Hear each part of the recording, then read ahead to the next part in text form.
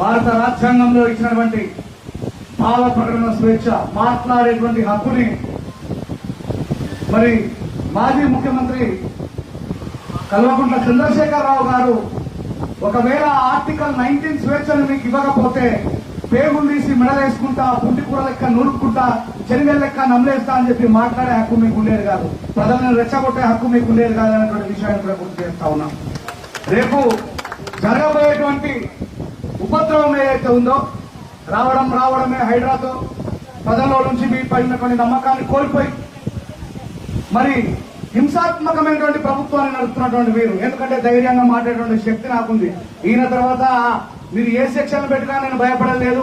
గత 18 సంవత్సరాలుగా మరి ఎవరికి అన్యాయం జరిగినా తెలంగాణ రాష్ట్రం కావచ్చు, అంతకుముందు ఉన్నటువంటి రాష్ట్రంలో కూడా అన్యాయాలకి ఎప్పుడు కూడా మాట్లాడుతున్నటువంటి వ్యక్తిగా ప్రజలకు సుశీలతగా ఇది అర్థం చేయించాల్సిన బాధ్యత నాది. కాబట్టి నేను